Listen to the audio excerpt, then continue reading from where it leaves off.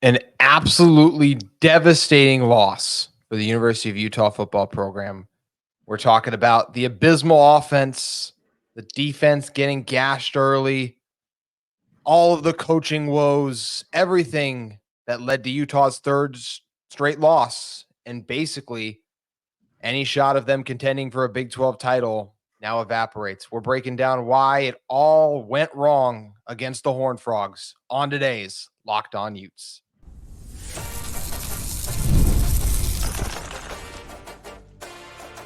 You are Locked On Utes, your daily podcast on the Utah Utes. Part of the Locked On Podcast Network, your team every day. Hello, everyone. I'm not an excited JT Wistrcill. I am devastated, and I appreciate all of you for making Locked On Utes your first listen every day. We are part of the Locked On Podcast Network. Whenever you have a performance like this, you need a friend's shoulder to cry on. So I decided to bring in a bear's shoulder to cry on. Bryan Brown, kind enough to join me. Bryan used to host this show, and I think it's really fitting that you ended up. We planned this out earlier in the week for you to come on, but just it's interesting when you look at the time from you hosting now to when I'm hosting. Like, this just is such a far cry from this Utah football team's identity. And it's just crazy to think we're in this position where this team heading into this season, the lofty goals and expectations that were talked about for this team, Big 12 championship, college football playoff appearance, all of it. And you go out with a whimper against TCU like that, where you can only muster 7 points. Your defense struggles early, but they step up in the second half, give you every chance to try and win the game. And you don't even get close on offense late. So it's just such a frustrating performance all the way around, and once again, just a gut-wrenching way for all of Utah's aspirations to end. Yeah. There's not really a lot of happy, look on the bright side kind of conversation to have right now, because this is a program that is showing fundamental cracks and things that we've seen for years be sound and fundamental. They don't tackle well. There's no flow to the offense. Now, some of this I think is the result of years of Utah skating by and riding a razor thin margin of oh, well, this is how we do things, and we're just going to buckle down and work harder, and that's going to get us through, and eventually it catches up to you.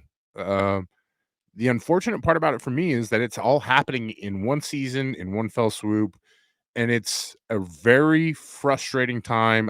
I think the only thing that might be more frustrating right now is you trying to fix your light for the show. As it's even the light is not cooperating tonight, and that's It's not my day. It's just bad. The word that I can't get out of my mouth, it's bad juju, and then there is a lot of that around the program right now. And I thought there was, I guess my best summation is that Utah has worked so hard to keep so much out of the program, so much attention, so much criticism, so much whatever, right? And just insulate themselves. And really all they've insulated is a lot of negativity in the last few weeks. And you saw it in the play. That was a very uninspired football team. That was a football team that lacked confidence. That was a football team that doesn't know their identity. And that was a football team that's clearly heard for the last 3 or 4 weeks, hey, you're not good enough. And they played not good enough tonight. There is an old sports psychology ism, right? Where if you go out and tell a pitcher, like, don't throw low and away, the next pitch he's going to throw is low and away, because subconsciously that's all you hear. And so when you go out and tell a team something, you have to tell them or tell a pitcher, like, yeah, he likes some high and tight, or we want to throw low and away to him, or how you talk to a pitcher, and then how you talk to a team is super important. And I was really stunned with the way that Kyle Whittingham spoke to his team after the loss against Arizona, because he said, you've got to give more. And to me, I don't know if that's like, this is a team that gives so much to this program. These players work so hard. they sacrifice a lot, and yeah, people can talk about NIL, and that's great. And like, I think anybody who's either had money or lost money knows that money is not everything when it comes to happiness or just living life in general. Yeah, it's great to have it, but anyone who's competed at a high level knows that the money doesn't really make the difference at the end of the day. It's so much more internal, and this team just feels like it's just been dragged, through so much, and they keep being asked to give more. The fan base keeps being asked to give more. Everybody, the athletic department, coaching staff, everyone's being asked to give more. And they have, but it hasn't really done what it's supposed to do. Like, this is a really talented group of football team. This is not a good football team. And I think It that's just my summation of everything. is absolutely not a good football team. I think that, and I'll say even I'm guilty of this, as I kept looking at things like, well, like there was so much talent on paper, like they'll turn it around, they'll find a way. I was even earlier this week talking about how this team still had a path to run the table and make the Big 12 title game, maybe even win it. I didn't say that was going to happen, but I thought there was a possibility. I did think Utah was going to win their next two games. I thought this offense and this team would get on track against two of what I considered bottom tier Big 12 teams. Guess what? Right now, Utah is a bottom tier Big 12 team. And I myself, and I think a lot of us were ignoring some of the signs. I've watched Arizona week after week now go out there, and the only time they've looked impressive recently was when they made their trip to Rice-Eccles Stadium.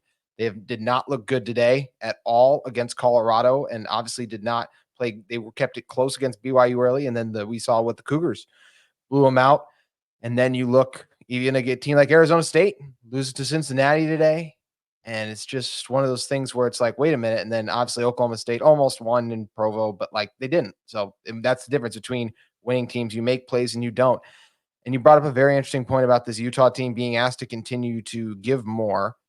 And they'll also just say this: they've been out coached 3 straight games. I mean, that is absolutely part of the reason. And that's also what makes it so, I think, frustrating with Utah is you'll see a lot of fire Ludwig, fire whoever tweets that'll come on there as well. And I'm not saying those guys are doing a good job, but man, this is a type of loss. It really does fall on everyone. I don't want to give too much blame on the defense because after their early struggles, they sorted things out. Although the score, if it wasn't for TCU coughing up the fumble and some of the other crazy things, this would have gotten out of hand quickly. But there are so many times just throughout this game where an individual, multiple individuals, whether it's coaching or the players, they don't execute. And when that happens time and time after again, that's how you lose your 3rd straight game, your 2nd straight game at home. Utah hasn't lost 3 games in a row since 2017. This program has taken a step back. Yeah, I texted you that I was taking notes, Yeah. and I'm that pleased by that. I rarely do that, but we talked about it. I wanted to do a good job tonight. But Thank at you. the end of the first half, there was only one note that I had to write down.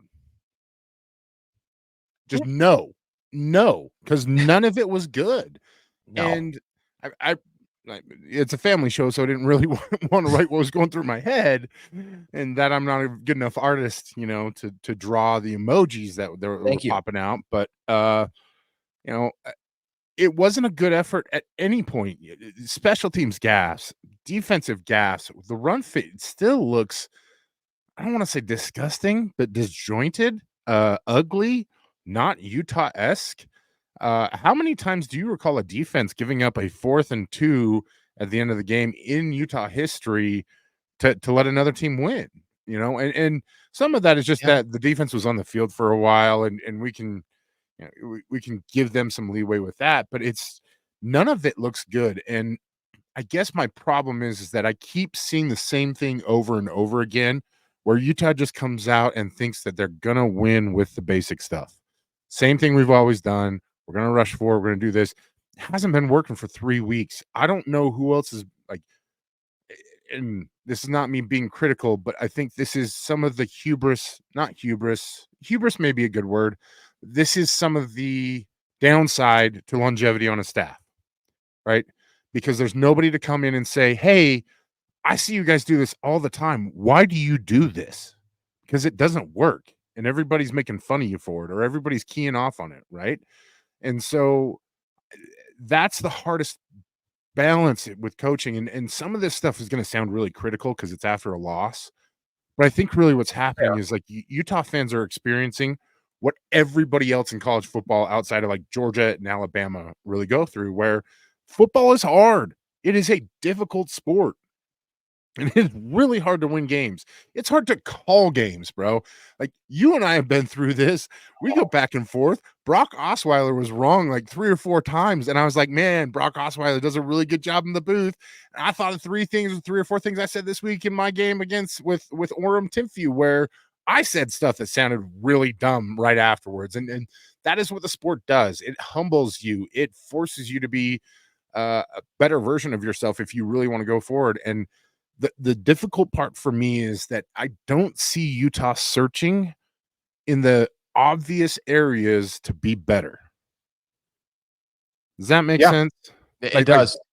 The problem with that I have personally, this is not me saying that I know more than Kyle Whittingham or anyone else on that staff, but I personally see a team that continually misses assignments and makes mistakes and looks mentally beaten down. So why are we going week to week and full pad, hard crash practice? And I didn't say anything really. I try not to say much on social media just because I know nobody cares, for one. But how do you come out of a bye week with more injuries than you went into it with? I mean, the fact that Junior Tafuna, we'll go to the Arizona State one. The fact that Utah was down guys like Connor O'Toole, Keanu Tanavasa, who was really good tonight. You want to talk about a positive? Tanavasa was awesome. Karene Reed, and Reed was back tonight. But one of the reasons we didn't think we'd feel the loss of Jonah Ellis as much this year is because we thought we'd have Connor O'Toole, and we haven't seen him in a long time. And this Utah pass rush desperately has missed Connor O'Toole. And you see times where a Fano and a Fillinger will break in, but it's just, the injuries have been brutal to this team. And obviously injuries and just the entire quarterback situation has put Utah in a very, very difficult spot. And let's continue to talk about why this Utah team is in this position, in particular, what went wrong on offense. We're going to dive into that in one moment. But first, today's episode of Locked On Utes is brought to you by our friends at FanDuel. FanDuel is America's #1 sports book, and they have all the latest lines, odds, and action for you to get in on today. You can head over and get a big return on FanDuel. It's America's #1 sports book. So when you get a hunch in the middle of the game, you can check out the latest stats, view live play-by-play, and so much more on the same page where you place your bets. You'll get started with $200 in bonus bets guaranteed when you place your first $5 bet. There are so many great NFL games going on. The college football season continues to roll on and deliver great game after great game. The MLB playoffs are heating up. FanDuel is your place for all of your sports betting needs. How about Utah? Same thing. They got an opportunity before the bye to go in and get a win at Houston. Sure, all of their goals coming into the season may not be on the table, but this is a team that's still looking to pick up their 5th win and bounce back off 3 straight losses, which is still wild to even say. But however you're feeling about this Utah team or just any major sporting event, FanDuel is your place today. Once again, you can get started with $200 in bonus bets guaranteed when you place your first $5 bet. That's FanDuel.com today. Okay, Brian, back with me here. What's wrong with the offense? Okay, well, we could talk for 5 hours about that in general. But to be honest, I think it's the fact that they mismanaged the quarterback situation. And I think that goes all the way back to the offseason and the fact that, and honestly, it's not even the offseason. It's a failure on everyone involved, right? That, you bring in a guy in Brandon Rose, and whether some of that's on Rose, some of that's on the team for not being able to develop him to his full capabilities, right? Because this team does not have a viable backup quarterback option, because we saw that tonight where Isaac Wilson really struggles at times. He has talent. Great pass on the 71-yarder. And I know it was a phantom holding call on Caleb Loma, but we also saw him rip one like 10 yards over the head of Dorian Singer. We saw way too many sequences of inaccuracies. Andy Ludwig's play calling was not always great. There would be times where the offensive line would miss a block, although they might be the thing least wrong with this team, along with Mekhi Bernard, who they did a good job bottling up tonight. And there's not always guys open. I thought Brock Osweiler did a good job on the call of noting that. But the biggest thing wrong with this Utah team is they don't have a quarterback. And we see that Wilson's not ready tonight, and clearly no one else on the roster is. So now in back-to-back home games, Utah has combined for 17 points in 2 games that, going into the season, everyone penciled in as wins for Utah. Yeah, and I'm struggling to really zero in on where to start with that. I think, Mhm. and maybe I'll do it on this. Live quoting during a recording is never a great thing, but it is all over Twitter right now. Whittingham said, "Everything is up in the air. We will evaluate in regards to the offensive staff." Um, Staff. Wow. that's fine. I think the problems have been bigger for a while in the sense that, eh, for a team that talks so much about, we will not become you, you will become us. The offensive system does not seem to fit the personnel as well as you would expect it to. Mhm. We've seen Dijon Stanley have, an Gosh. explosive game and then just disappear. Things that we've used in the past, you haven't seen a lot of the Brant Keithy jet sweep, and I don't know if it's to try and cut down on usage with Brant or what, but it seems that there's just this disjointed, like, I just keep going back to the identity thing, right? Yep. And I think your points about guys, some guys are playing really well. We talked about Spencer Fano and Caleb Lomu before we started recording. They are Mackay Bernard, my goodness, fighting. warrior. Mhm. I think in just what a way to go out, what a way to end your career, because this will be his last year at Utah. Yes. Um, but he's shown the world exactly who he is as a human being, who those of us who followed the team for a long time have always known and expected him to be. But it just can't be him alone, you know. And there are uncharacteristic things, on that reverse to Money Parks. There's a fifth-year senior tight end that misses a critical block, stuff like that you just don't expect to see.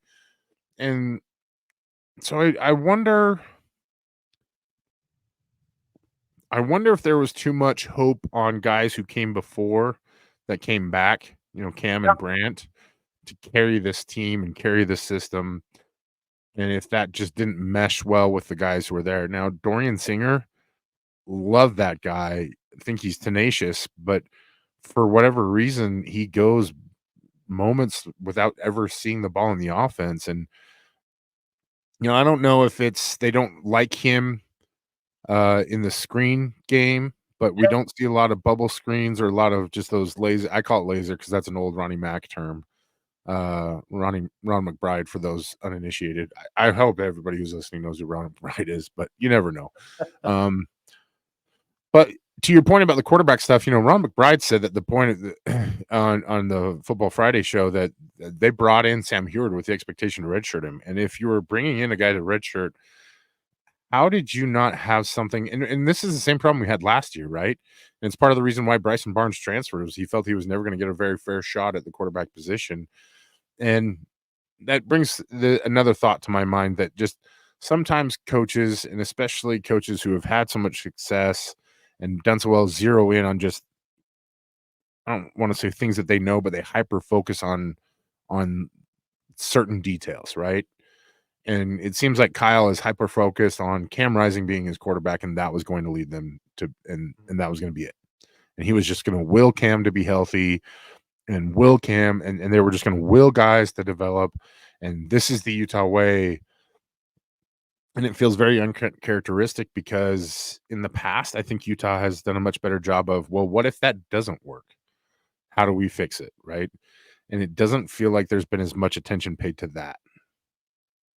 No, there hasn't been, and I mean, I was literally sitting there until Wilson finally threw that one touchdown pass. I was like, this is the most miserable game I've ever watched. Like to watch this offense time and time again go out. Maybe they'll get a first down on the first play. They did it a couple times where they'd get a first down on the very first play of a drive, and then they would stall like immediately after. You'd get nothing out of Mekhi Bernard because he gets bottled up in the run game. Because obviously you're going to see a lot of guys in the box, and then the pass and then the throw game just wasn't there. And the one thing we'll see what happens. Like you said, Whit mentioned the coaching and things there to look at. This offense has to get more creative in 2024. There's got to be more motion. There's got to be more things you see.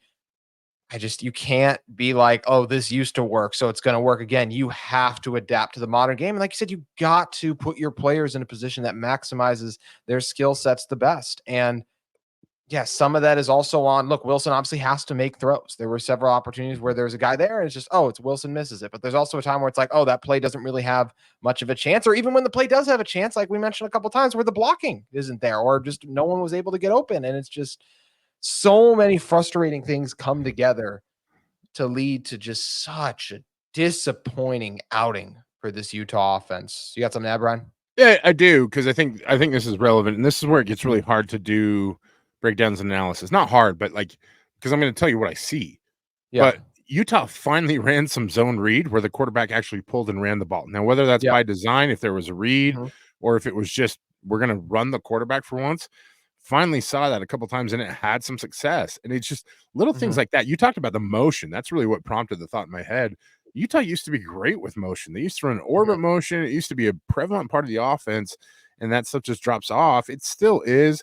They don't shift as much. They don't run as much of the tight bunch. They're really obsessed with this, bringing Luca Caldarella in Yes, they do it with all a the double tight, and it's just like I Dave like Fleming Luca. thought he was a tight end one time because of how Utah uses him. He's only in basically when they run the ball. Yeah, and they love it. They love him in that role, and it's just like, okay, like I like Luca Caldarella. I think he's a great special teams player, and he's clearly a good blocker. But that's part of the problem is they keep talking about things have to improve in the pass game, and then your personnel are tight ends, and Landon King I think is dealing with some stuff health wise, and I don't know something. It's got to be something, right? Yeah. I don't know what it is, but that's the only explanation to me is that it's How got to about be when you don't see guys, it's either one or two things. Either a guy just doesn't have it, or they've got to be hurt, right? And so then you start speculating even more. Like Manir McLean is a guy that we haven't seen all year long.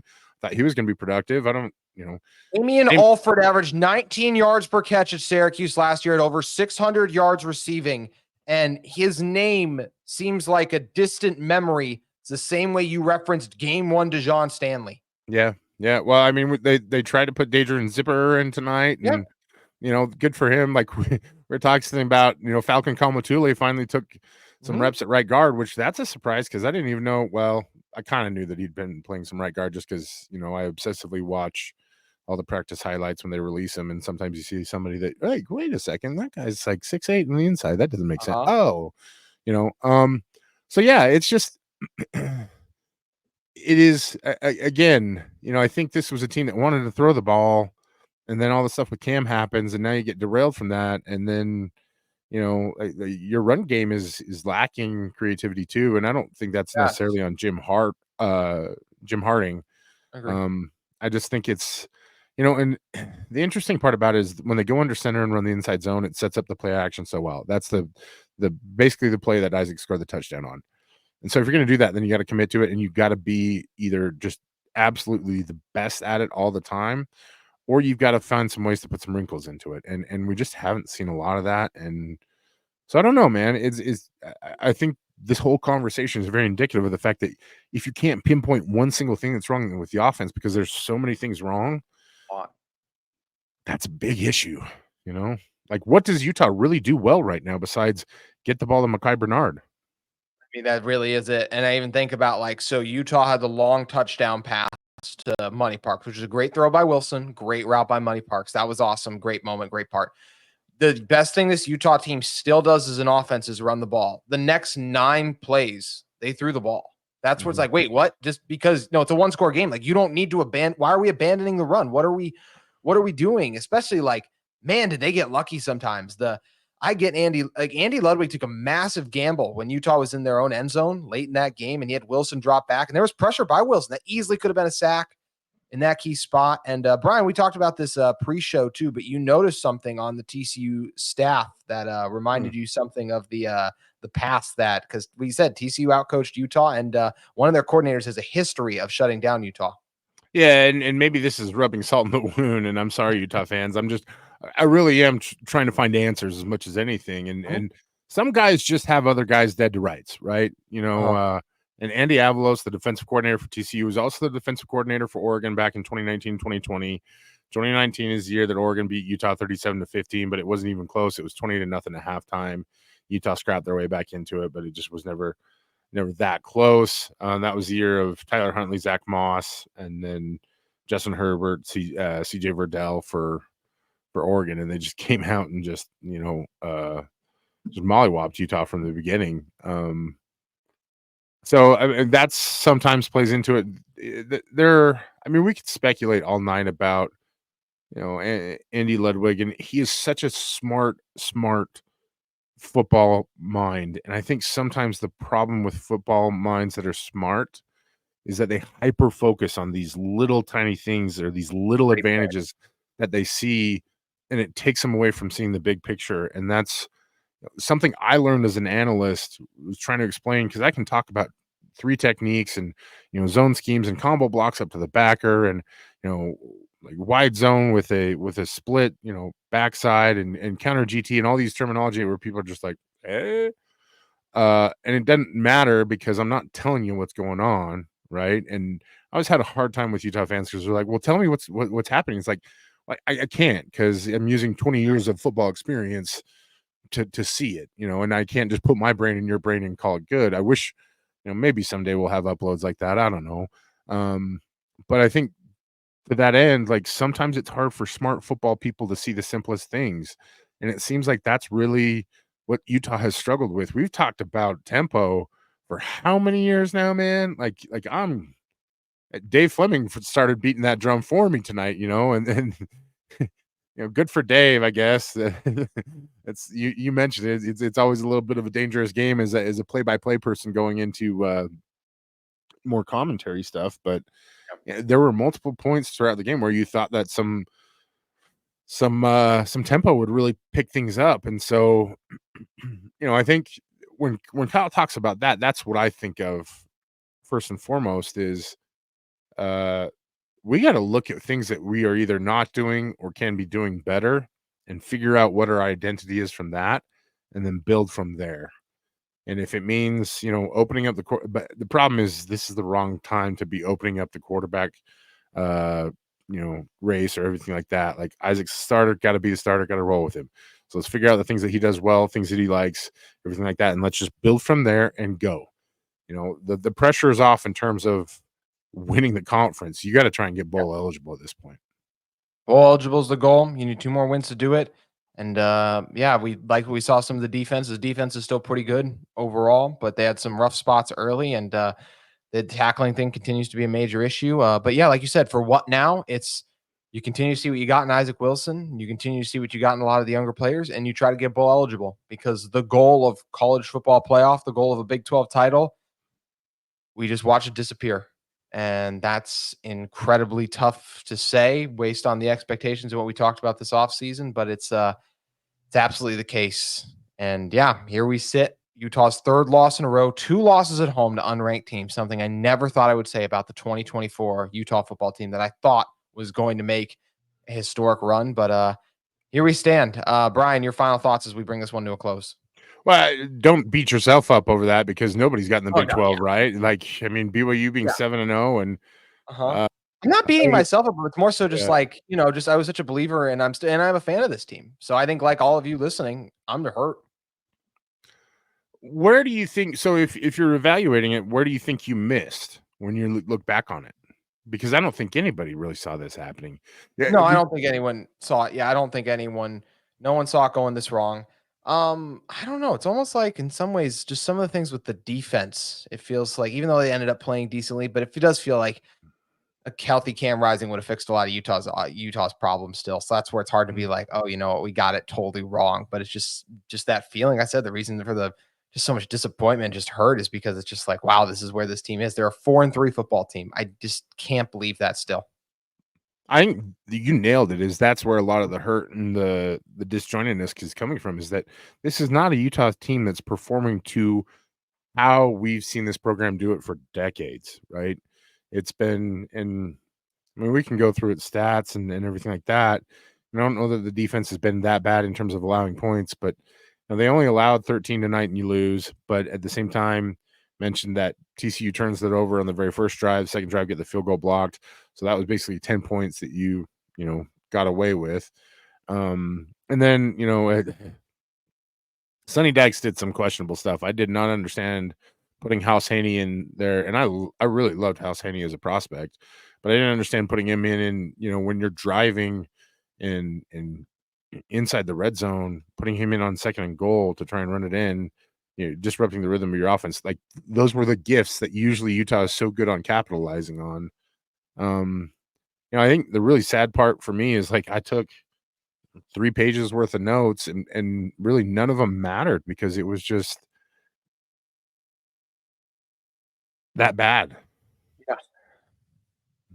And that's It real was. hard to say because that's not Mhm. Utah football, and that's, I think the fans booing were something it's worth discussing, because fans have been asked to give more, both time, Yes. money, attention, investment in the program, and I don't think it's that they're mad at the players. The players are trying, kids are trying. Like, um, I mean, there were a couple different plays that I could reference where dudes they're trying to make a play and it's not going their way. Oh, like Lander Barton, how many times has he dropped a potential interception this year? And it's just like, that dude normally makes those plays. And I thought he played a lot better tonight, Mhm. with Karene Reed back in there, and it was good to see Karene back and having an impact. But it's one of those seasons where it feels like things that normally go Utah's way are not going Utah's way, and the counter to that has kind of been like, well, why aren't they going your way? And I'm not saying it from a fan's perspective, but like inside the building, and again, I'm not the insider guy. Everybody knows who to follow for that kind of stuff. I'm the guy who calls it how I see it, right? And so whatever is going on inside the building, there's a good chance I'm completely wrong and off base on this. But that's what I see, and that's the things that I've seen from this program for a long time. And it's just, I think some of it is that the buildup is finally coming to a head, and some of it is just, there's a lot of bad luck right now. There is a lot of bad luck, and the reason I wanted to have you on is because you call it like you see it. So I greatly appreciate you joining me. And there's no one else I'd rather go through the therapy of a bad loss with than you, my friend. Thank you, Brian.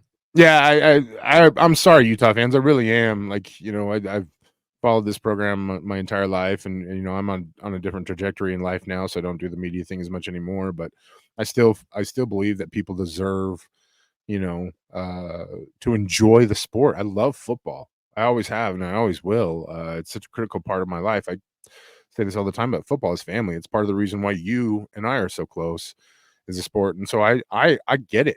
I understand why people are down and depressed and why this hurts so bad. It may not be a program that I have as much invested in anymore, but I understand the investment and why that hurts. And so, you know, that's why I want to do this. Because I love and appreciate you and what you do. And I know that somebody out there is going to hear something and either be like, screw that guy, and then you're going to get mad and go find something else or do your own podcast and something good's going to come of it, right? Or you're going to hear it and just kind of nod your head and be like, man, he gets it, and I think that's the part that I always enjoyed about the media role was the community aspect and being able to provide a place where people can feel heard, seen, like that they matter, because I think fans really get the rough end of it. And to your point, like, this is a team that you very much care about and that you're a fan of, and it takes a lot to be a fan.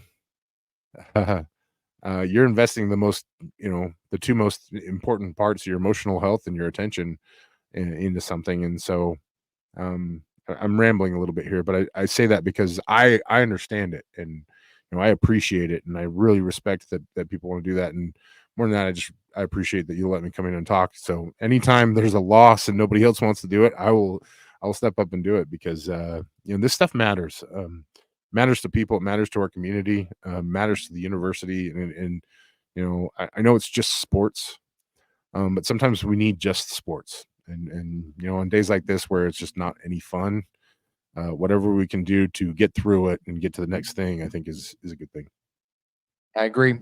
Brian, you're the best. Thank you again for joining me.